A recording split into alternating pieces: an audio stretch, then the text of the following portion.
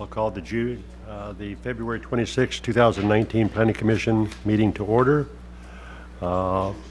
Members in attendance, Greg Wassinger, our chairman, is absent tonight. Zach Phillips is here, Alan McFeeters, Al Hovey, and Debbie Schwab.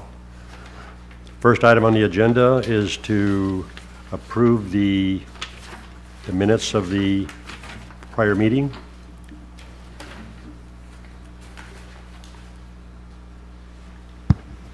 I move that we approve the minutes for the January 22nd, 2019 regular business meeting.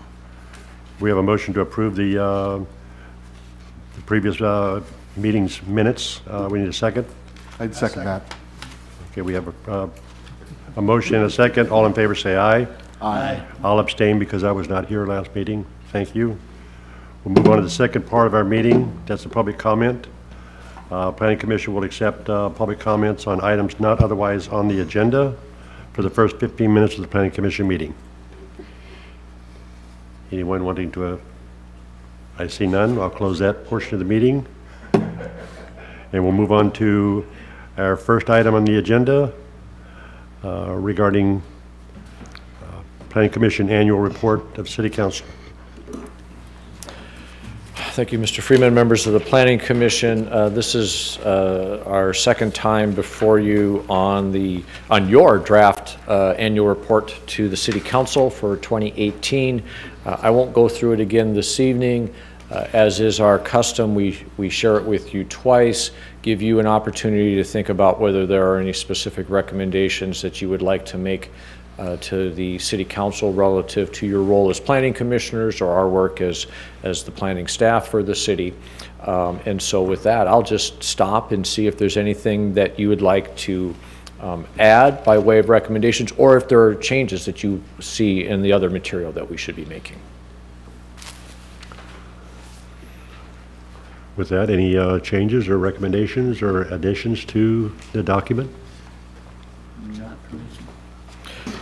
Well, with that, then, if I we was could very just, pleased. Yeah, well, thank you. If we could just trouble you then for a recommendation to forward it on to the council, then we'll take care of that and we'll get it. I think it's scheduled for the March 5th. Is that correct? I think it's the March 5th council meeting, and it. 19. I apologize. It's March 19th. Thank you. March 19th, it's towards the beginning of the meeting, and so if any of you are able to attend, I know the council likes to acknowledge you and to thank you for your efforts in front of the public. So, right at close to 6 o'clock on the 19th, it'd be great to have you there. So if we could have a recommendation to send this forward, we would appreciate it. I'm asking for a motion to recommend to move this forward to the City Council. I move that we recommend move this forward to the City Council. Second. We have a first and a second. All in favor say aye. Aye. Opposed? Seeing none? Thank you very much. And we'll send a little reminder email to you a few days in advance. So if you can get it onto if you have opportunity to put it on your calendars, that would be great. It's good. You don't realize during the years you're going through the process and the different things we do that what all we were able to get accomplished. Another outstanding year for the Planning Commission. You tackle a lot of subjects on behalf of the citizens of Oak Harbor, and you always do a great job. And I think I'm safe in speaking for the council and saying thank you in this venue, and I'm pretty sure they will say thank you themselves on the 19th. And thank you for the staff, because that's who does the work. So thank you. Thank you. Agreed.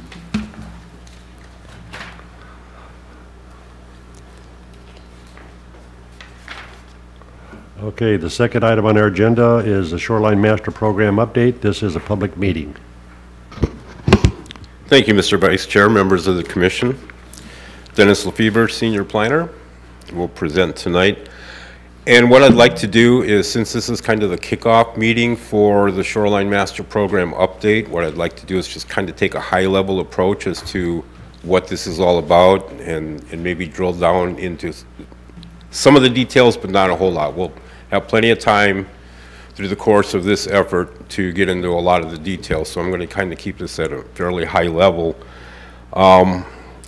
With that said, what I'd like to do tonight is talk about what the inception of the Shoreline Master Program, how it came about, and that basically is with the Shoreline Management Act.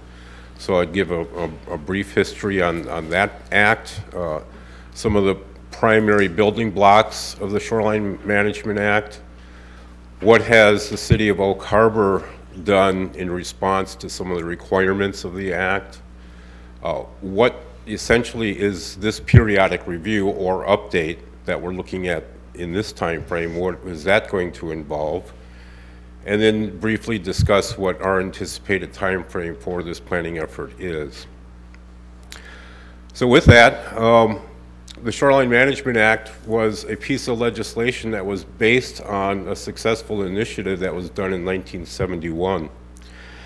Essentially, the legislature found that there is a clear and urgent demand for a planned, rational, and concerted effort jointly performed by federal, state, and local governments to prevent the inherent harm in an uncoordinated and piecemeal development of the state's shorelines. So what does that all say? Well, it says basically that we need to take a closer look at how we're developing along our shorelines to make sure that we maintain the integrity of the shoreline and the value and the functions ecologically, and make sure that it's still available for public use for the shorelines of the state. Those are kind of the inherent meaning of this purpose statement. The legislature also indicated in their findings that shorelines are among the most valuable and fragile of the state's resources. That kind of goes in keeping with their primary statement. They also indicated that the interests of all the people shall be paramount in the management of shorelines of statewide significance. So they are looking at the shorelines, making sure that whatever they institute through the Shoreline Management Act can be done at a local level to make sure that we maintain our natural resource base along the shorelines. The shorelines that they're talking about actually were identified in that statute in the act, and they include the Pacific Coast, the Hood Canal, certain Puget Sound shorelines, rivers and streams that had an annual flow of 20 cubic feet per second, lakes that are greater than 20 acres. We have neither the rivers or the lakes in our Shoreline Master Program, so that we don't have to worry about those issues. Biological wetlands and river deltas connected to these rivers, and upland areas 200 feet landward of the ordinary high water mark. And of course, that one definitely it's key for us, something that we need to pay particular attention to. The Department of Ecology was tasked with the administration of the Shoreline Management Act. They essentially have required all counties and over 250 towns and cities to prepare what's called the Shoreline Master Program. The Act requires that these programs identify land use policies, development regulations, all in conformance with the Act. And it's interesting to note that the Act was created 20 years prior to the other state large planning act, which was the Growth Management Act. So that really preceded by a couple of decades, the Growth Management Act. The SMA, the Management Act, is relatively unchanged since 1971, but there has been some changes to it that we will be reflecting in our update process. Some of the building blocks of the Shoreline Management Act was to encourage water-dependent uses. Again, I won't go into a lot of detail. Also to protect the shoreline natural resources, the ecological, the values and functions that not only the water provide, but the near-shore environment provides. And one of the other key building blocks of the Act was to promote public access. Not only promote, but maintain and provide and preserve public access to the state's waterways. very key. All three of those are very key building blocks to the act. So locally, what has the city of Elk Harbor done?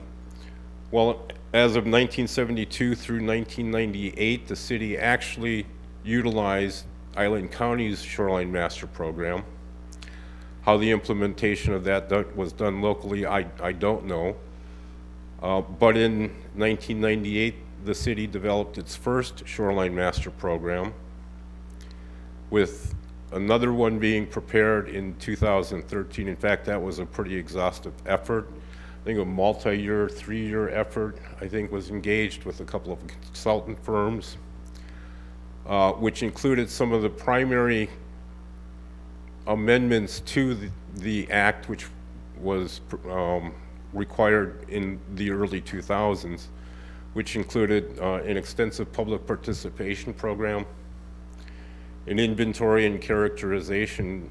Essentially, that is basically what it is what do we have along our shorelines now, and characterization of as far as the function and processes of our ecological system in the shoreline. Cumulative impact analysis. Again, I'm not going to get into a lot of detail, but that's essentially saying what type of land uses are we allowing in the shoreline or proposed to allow in the shoreline, and what types of impacts will that build-out development have on the shoreline itself.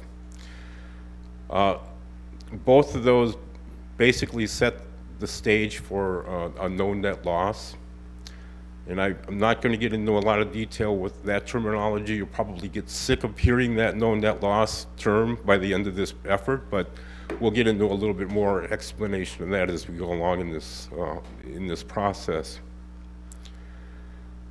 That December 2013 document also did a use analysis. It established policies and regulations which are required, actually were set out in the act for us to prepare. And then also a restoration plan was part of that document. And of course, all these elements had to be in conformance with the Shoreline Management Act. That document has been approved by the Department of Ecology, as will this update effort be approved as well. Briefly, our shoreline is fairly diverse. We do have a pretty strong federal ownership along our shoreline, about 70%, which obviously includes the Crescent Harbor shoreline and Mailer Point. We do have about 17% which is in private ownership and 13% which is in city ownership. There are 7 shoreline designations, which I think the best way to equate shoreline designations is similar to a land use zoning district, where you have allowable uses, you have conditional uses, you have prohibited uses in each of those designations. I know that it's very hard to read on the screen, but we do identify those 7 designations. Most of those designations are prescribed in the act itself. You must use this classification, that designation, and so on. There is some flexibility in the act that allows a community to actually create its own designation, and we did that with the maritime designation, which is essentially by our marina. And as you can imagine, any type of jurisdictional issue along the shoreline is going to be quite a complicated regulatory framework.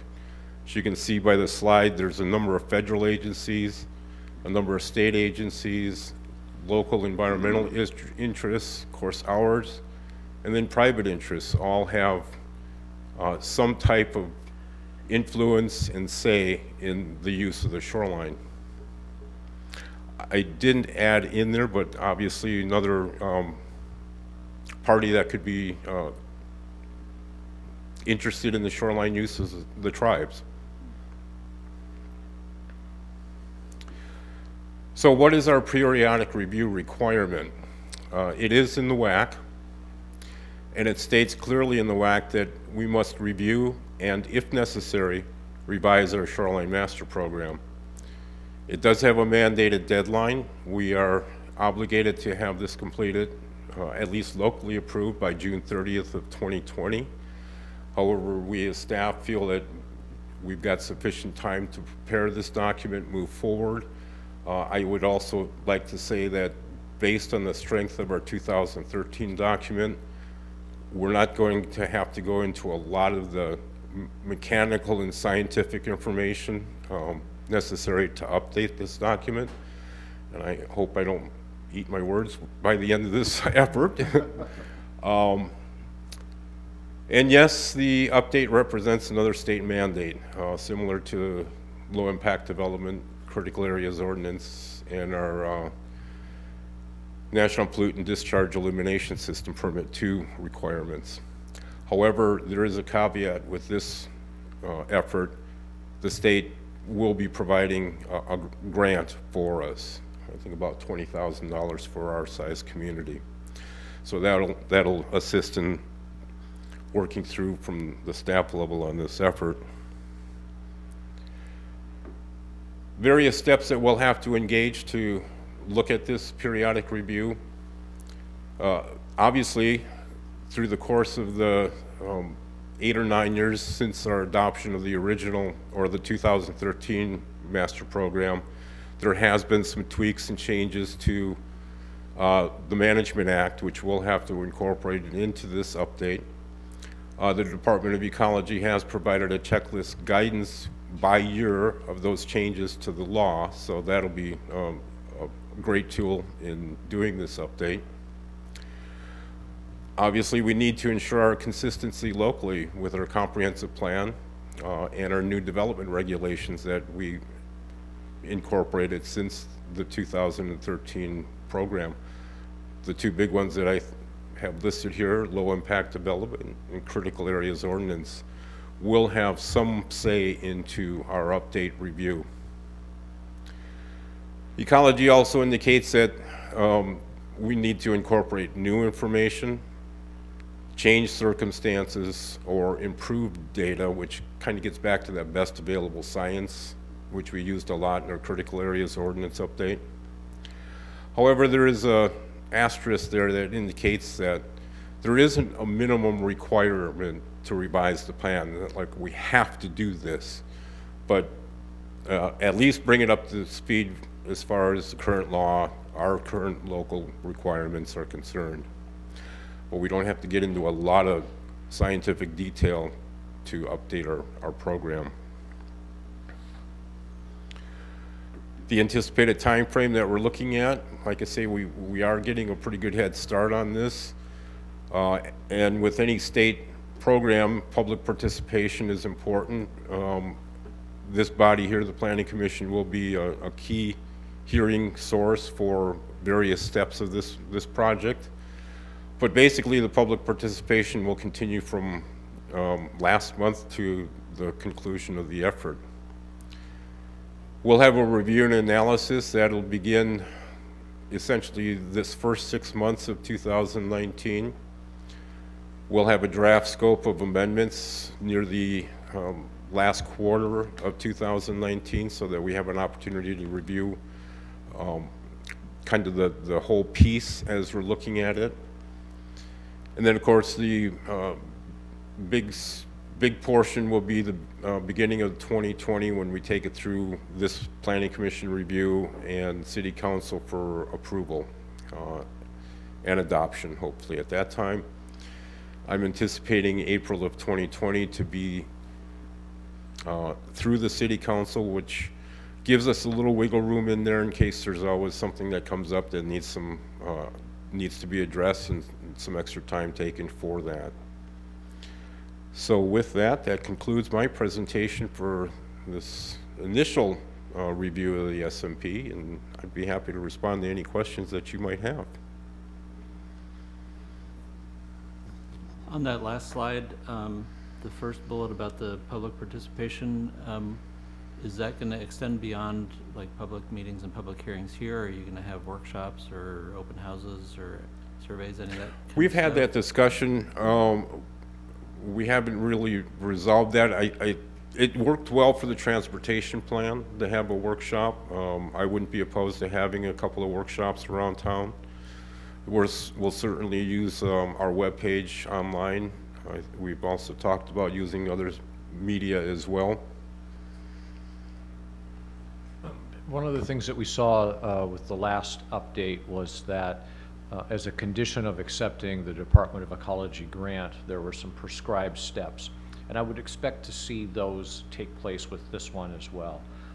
That timing process, I think, is probably something that's coming up on us in terms of when we would be submitting that application and then when they would be awarding the funds. So it's likely that even though we would do it ourselves, as one of the conditions of accepting the funding, there will be some additional public participation process. Thank you. Yeah, I think we did this like the October or the August time frame in that area. Was the last time it was a long process and it was a tedious process. So it just, but that seemed like there's about a deadline for me, or what I remember. So, any other questions? I always have to throw in this one. You said that there's some grant money from the state to help cover the city's cost. Is it going to come anywhere close to covering the city's cost to do this process? No, it would not, but nor did it last time. Last time what we did, actually last time was $25,000. I think this time is 20. 20. It's based on population. It's sort of a fill-in-the-blank grant. You know, just don't misspell Oak Harbor and we'll get the money. And what we did last time is, and I think we'll do it the same time, this is to say, where do we have gaps at the staff level and where can we best use this money? So last time we used it for outside consultant help to help us with the inventory and the characterization, the hard science portion of it, or the hard review of documents and information. I think Dennis has told me that we don't have that same obligation with this process, and so we might opt to use some more of that money towards the public participation side. We might opt to maybe try to improve some of our mapping. But again, I think we want to see what the grant application, there's usually a checklist of requirements that come along with it. We'll want to see what those say to us first. So it won't cover our costs, but it will certainly help us and help us fill in those gaps. Okay. Yeah. I would be very interested when this process is over, if there's an accounting of what it costs the city to do this work and how much the state failed to fund on that. There's always a gap. The one thing which is positive about this is that this is, I think, the only mandated update that I can think of where continually the state does actually provide funding. It's been forever and a day since we've had any funding from the Department of Commerce to help us with our GMA comprehensive plans. And so while it's not near enough, it's better than nothing. Yeah. Okay, fair enough. Thank you. Yeah. If I may add one more comment, I have a link to our current Shoreline Master Program on the staff report. So I encourage you to take a look at that document, kind of get a feel as to how it's put together, and because we'll be working off of that document. Dennis, would you mind if I just throw a couple other thought points out here? Please do. So, and some of this you kind of touched on. The state now has fallen into a pattern where we're going to have periodic updates. And so the first one, again, was 2012. Now we're at 2020. So I think we can expect to continue to see that. And that's just sort of the same process they went through a good long time ago on the GMA comprehensive plans. There was a time when there was not a periodic update, and they decided that we should all be looking at them on a regular schedule. And so now they've adopted that and they've pushed that forward to the SMPs. Just want to make it really clear that it's a unique document because it's both a policy document and a regulatory document. And we don't normally see those in the same document. So when we look at our comprehensive plan, that's goals and policies, but our regulations that implement that, as you all know, are in our municipal code. So two different documents. The SMP combines those concepts. Something which is rather unique, and Dennis alluded to it, is that DOE has approval authority. And so when he used the phrase local adoption. And so when we'll get to the end of this process, April, May of 2020, the council will take an action to approve it, but that doesn't mean that it's actually formally approved. We're then required to transmit it to the state. They run their own adoption process.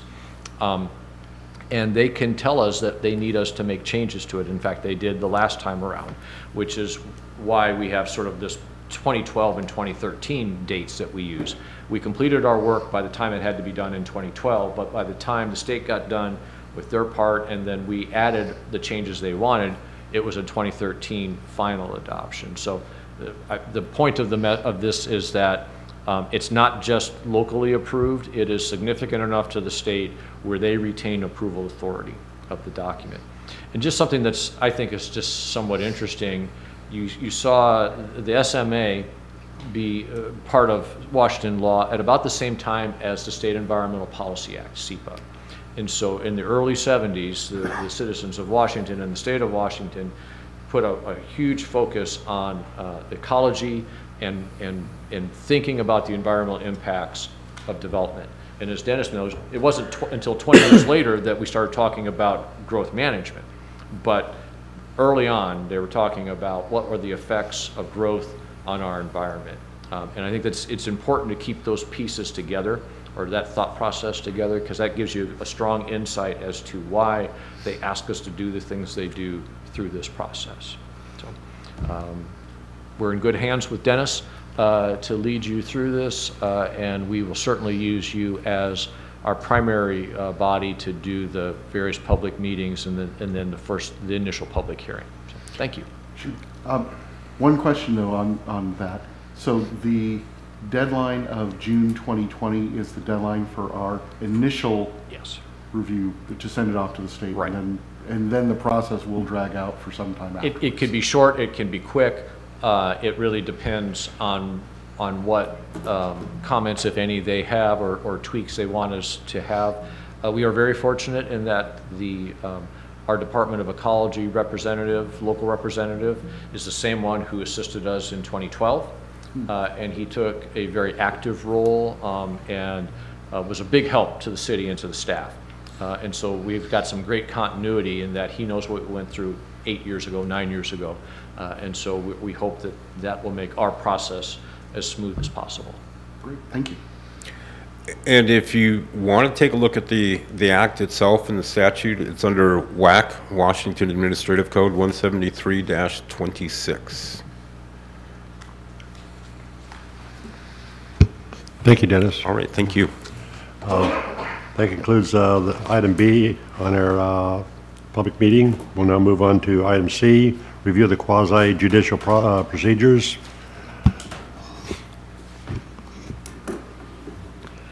Well, this is another barn burner of a topic. It is. But it's important. And as we mentioned, or as I mentioned rather, in the pre-meeting, staff thought that it was timely to spend just a few minutes with the Planning Commission and to discuss again the appearance of fairness doctrine and how that applies to quasi-judicial proceedings. And I hope that you remember that as each of you came onto the commission, we sat down and we talked about the difference between legislative matters and quasi-judicial matters. And so I've captured that here in the staff report for you.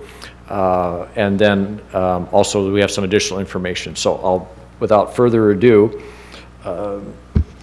just working from the staff report, as you know, when you make recommendations to the council, it's either in a legislative capacity or in a quasi-judicial capacity. So in the legislative capacity, think big picture, right? So we're talking about the zoning code that applies to the entire community, or to the comprehensive plan, or even to a sub-area plan that's for a large portion of our community. And in the context of tonight's conversation, what that means from an appearance of fairness doctrine is that it does not apply. And so while certainly we want our decision-making to be reasoned and not to be arbitrary, we don't have the same set of standards that we have to look at or that you have to think about when you're making your recommendations to the council. The second part of that on the legislative process is that you're under no obligation to share any ex parte communication that's taken place. And when I say that, I mean that you can be stopped in the line, the grocery line at the store, and someone's talking to you about a particular code amendment that's pending. You have no obligation to share that with your fellow commissioners or with the public when that public hearing is conducted. And so you can get input from friends and family as often as you want, and you don't really need to say anything about that. Now, we, of course, encourage you to share that conversation with your colleagues, because that might help them as they're formulating their thoughts on the recommendation pending before you. Compare and contrast that, however, to the quasi-judicial matters. And those are establishing the rights for a particular piece of property. Okay, and so in that case, first and foremost, the appearance of fairness doctrine applies. But what is your role? Your role, you are essentially a panel of judges. And what you're really doing is you are being asked to determine whether that application in front of you is consistent with the city's regulations. And then make a recommendation to the council based on that. Not whether you like that application that's in front of you, but does it actually meet the various criteria that are outlined in our code or our other documents. And so in that role, you have a much narrower responsibility, and you have a greater obligation to share the information about you, as well as information about the conversations that you may have had with either opponents or proponents for that particular quasi-judicial proceeding. So what are those things, right? What are the things that come before you? Well, those are basically preliminary plats, right? And so that's really the only quasi-judicial matter that is left for the Planning Commission to consider. As you saw in your staff report, we have 3 items which are pending that we expect at some point will be before you, and we will be asking you to conduct that public hearing and sit as this panel of judges. We've listed their names out here for you. The Gary Oaks preliminary plat, you've heard us talk about that for some time. 2 newer applications, one known as the Hillside Development Center Short Plat, PRD, and the other one is known as the Hillside Preliminary Plat, NPRD. So each of those are a pending application with the city. At some point, as I said before, they will be before you. We will be asking you to conduct a public hearing. And then as part of that, I will walk you through a series of questions. And so I'm going to refresh your memory of those questions here in just a moment. But before I do that, as you saw in your staff report, I borrowed from a Municipal Research Services Center publication, which is the Appearance of Fairness Doctrine in Washington State. And I found that as I was researching this topic for you, I thought it was a great reference document, so I put the link in here for you.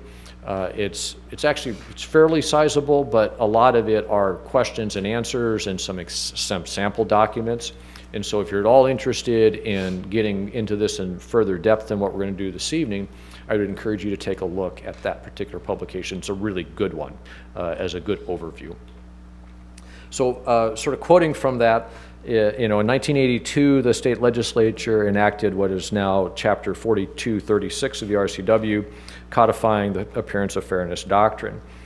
That doctrine applies only to local quasi-judicial land use actions, which is, as you might expect, also defined by the state law, to include those actions of the legislative body, planning commission, hearing examiner, zoning adjuster, board of adjustment, or boards that determine the legal rights, duties, or privileges of specific parties in a hearing or other contested case proceedings.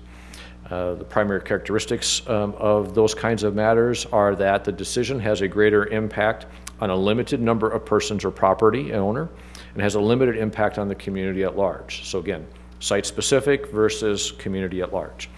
The proceedings are aimed at reaching a fact-based decision by choosing between 2 distinct alternatives, and the decision involves policy application rather than policy setting. Again, that's this concept of you're looking at our code, the criteria, either they're our own criteria or they come to us from the state law. And our job as staff is to lay out some analysis for you to help you come to your own conclusion as to whether or not that thing before you is meeting these standards, okay? So, they also go on to tell you what kinds of land use matters meet this definition. Subdivisions, preliminary plats, Conditional use permits, but those, as you know, are heard by our hearing examiner, so not by the Planning Commission. SEPA appeals, if those were to take place in concert with a preliminary plat, you would hear that SEPA appeal, and rezones of specific parcels of property. Variances, but those in Oak Harbor are heard by our hearing examiner. And then, as I've somewhat mentioned before, it does not apply to adoptions, amendments, or revisions of comp plans or zoning amendments and those kinds of things. So that's the basic distinction between your legislative matters and your quasi-judicial matters. So whatever evening that we happen to have that item or items like that on your agenda, once the chair announces the item, before you hear from whichever staff person is the project lead on that, I'm going to walk you through a series of 8 questions, and I've included that list of questions for you. These are the same ones that the city attorney uses with the city council when the matter gets before the city council. So we're going to use the same standard to measure, are we meeting our appearance of fairness doctrine? And so it's, does any member of the commission have knowledge of or conducted business with either the opponents or proponents of a particular project? Okay. Does any member of the commission have a pecuniary or non-pecuniary interest in the outcome of this proceeding? Think monetary. Do you have a monetary interest? Do you know whether or not your employer has a financial interest in the property or the area which might be impacted by the recommendation or the decision? Does any member of the commission live or own property within 300 feet? Does any member of the commission have special knowledge about the substance of the merits which could or would cause the commissioner to prejudge the outcome of the proceeding?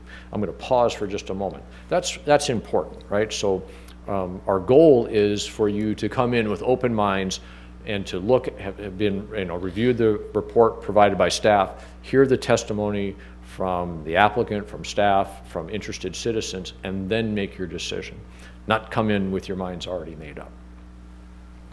Let's see. Number 6, is there any member of the commission who believes that he or she cannot sit and hear this matter fairly? So we're going to rely on you to tell us and to tell your fellow commissioners whether you think you can sit and hear it fairly or not. Has any member of the commission had any ex parte contacts concerning this matter? And that's where you will be required to disclose if you've had conversations with proponents or opponents or just interested parties. There was a time when it was sufficient for you to say, yes, I have, and in general, this is what those conversations were about. Now, case law has taken us to the point where, to the best of your abilities, you're supposed to inform us and the community. I spoke with this person about this topic, and I spoke with this person about that topic, and I spoke with this person on that topic, which might lead you to conclude that the best thing for you to do is to not have those conversations in the first place. And so when somebody approaches you and wants to have those conversations, just tell them that you'd love to hear what they have to say, and you invite them to come to the hearing, but that you really shouldn't engage in that conversation outside of the hearing. Then you don't have to try to remember, oh gosh, okay, so that I talked to this person, I did this, right? Because that can be very tedious. And then finally, the last question is one where we ask if there's any member of the audience who believes that because of the appearance of fairness doctrine that any member of the commission should be disqualified. Which I want to make sure that I emphasize that if you answer yes to one of these questions, you're not automatically disqualified from sitting and hearing the matter. So if you know that your employer has somehow had a relationship with something or another, you put that on the record. That doesn't mean that you're automatically disqualified from continuing to sit on the matter. That's why we ask the question, do you feel like you can sit fairly or sit and hear the matter fairly? So I hope this has been somewhat helpful to remind you of this process. I hope that we'll get the chance to put it into practice relatively soon, because that'll mean these applications are coming forward and we'll be moving them up to the City Council. So with that, are there any questions that I could help you with? No, just a comment is that, this is very important, and, it's one of those things where you be careful what you talk about and who you talk with when something comes forward, especially a development, because if you said something and someone's in the audience and they bring it up, that puts discredit on this body, and we don't want that to happen. So, as Steve has, rightfully said, it's better just say, invite them to the meeting to make their comments. You know, I'd rather not talk about it, but it's important we look at this and think about this every single meeting and what we're doing. Something I should also add is that you can ask as many questions as us as you would like. So that does not count as ex parte communication. So if you have questions after you've received your packet, you're certainly welcome to talk to me and say, I don't understand this, or why is this or that. Those are things which you are free to engage in. All right, well, thank you for your time and your attention on that one. And again, we look forward to putting them into practice soon. Thank you, Steve. That concludes the Planning Commission agenda. Any other questions or any comments? I do. I was made aware this week that the legislature is taking up a bill that's passed out of the local government committee, which would change the requirements of the city's ordinances on accessory dwelling units, which was a topic we took up last year. Is that something you're familiar with, Steve? I am, and it's actually something that AWC, Association of Washington Cities, is tracking very closely. And the easiest thing to say is that AWC and the majority of planning directors who have weighed in on this topic do not support a one-size-fits-all approach that you see in that bill. There are a number of problems with that, and AWC is lobbying strongly on our behalf, all cities' behalf, to leave those choices up to the local bodies rather than for the state legislature to dictate it. Does AWC have any sense of whether that bill's going to pass? I haven't seen anything to whether, they don't usually make that sort of call. Sure. But what we do get is there's a weekly bulletin that comes out that summarizes at the end of the week what's happened each week, and there are certain bills which usually get highlighted, and they have been consistently highlighting the ADU one to keep it on our in front of us. Okay. Yeah. That's all I got. Yeah. Thank you. Any comments? Concludes the meeting. It's adjourned.